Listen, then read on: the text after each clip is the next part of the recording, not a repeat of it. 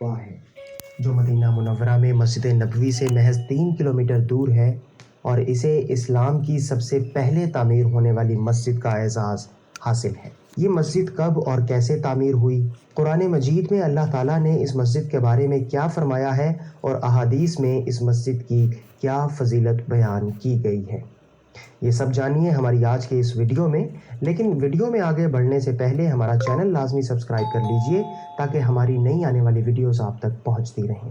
جب حضرت صلی اللہ علیہ وآلہ وسلم نے مکہ سے مدینہ کی طرف ہجرت فرمائی تو اس وقت مدینہ اور اس کے قریب قباء کی بستی میں متعدد لوگ اسلام قبول کر چکے تھے اور چند ایک کے علاوہ باقی تمام صحابہ اور صحابیات ہجرت نبوی سے پہلے ہی مدینہ ہجرت کر چکے تھے۔ بعثت نبوی کے 13ویں سال یکم ربیع الاول کو آپ صلی اللہ علیہ وآلہ وسلم نے اپنے جانثار ساتھی ابوبکر صدیق رضی اللہ عنہ کے ہمراہ مکہ سے مدینہ کی طرف ہجرت کا آغاز فرمایا۔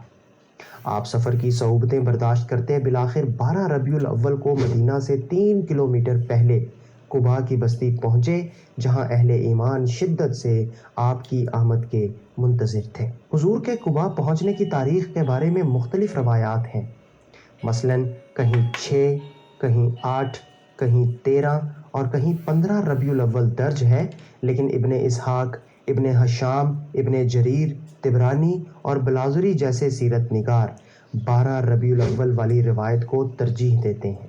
یہ پیر کا دن تھا اور شمسی کیلنڈر کے حساب سے یہ تاریخ 24 ستمبر 622 عیسوی تھی، جبکہ اسی دن سے اسلامی یعنی ہجری کیلنڈر اور تاریخوں کا آغاز ہوا تھا۔ قباء میں آپ کی مدت قیام کے بارے میں بھی اختلاف ہے۔ حضرت انس بن مالک کی روایت کے مطابق آپ صلی اللہ علیہ وآلہ وسلم نے قباء میں 14 روز قیام فرمایا، جبکہ ابن ہشام، ابن اسحاق، ابن جریر اور بلاذری نے مدت قیام 4 دن لکھی ہے۔ عصر حاضر کے سیرت نگاروں میں سے علامہ شبلی نعمانی اور مولانا ابو القاسم رفیق دلاوری بھی 14 دن والی روایت سے متفق ہیں۔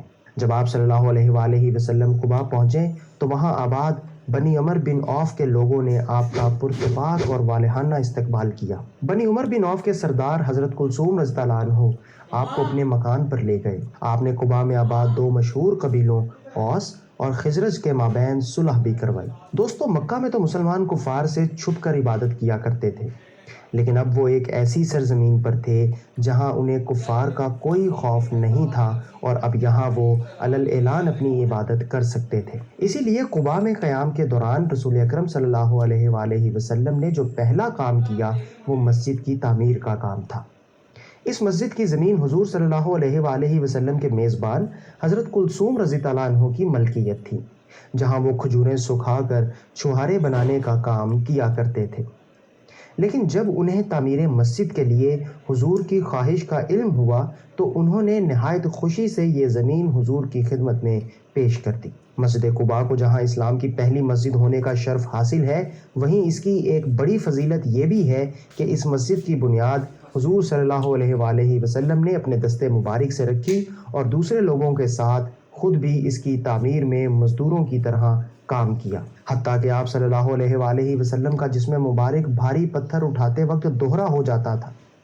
صحابہ کرام آپ کو یوں دیکھ کر جب یہ کہتے کہ آپ کیوں تکلیف فرماتے ہیں، یہ کام ہم خود کر لیں گے، تو آپ اس وقت تو اپنے جانثاروں کی دلداری کے لیے ہاتھ کا پتھر چھوڑ دیتے، لیکن پھر کوئی دوسرا بھاری پتھر اٹھا لیتے تھے۔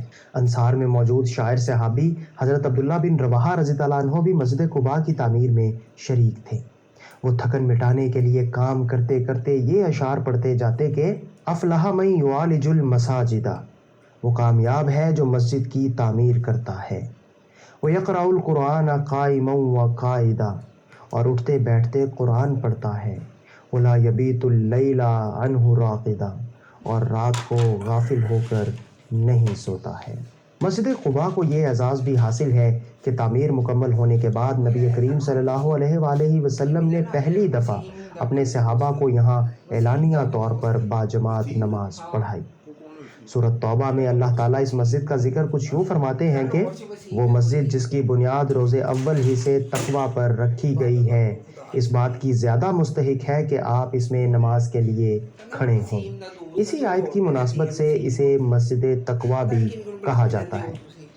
نبی اکرم صلی اللہ علیہ وآلہ وسلم کا یہ معمول تھا کہ وہ گاہے بگاہے ہفتے کے روز مدینے سے تشریف لاتے اور مسجد قباء میں 2 رکعت نماز پڑھتے۔ آپ نے امت کو بھی یہاں نفل ادا کرنے کی تلقین فرمائی ہے۔ ابن ماجہ میں حدیث ہے کہ جو کوئی مسجد قباء میں 2 رکعت نماز نفل ادا کرے گا اسے 1 عمرے کا ثواب ملے گا۔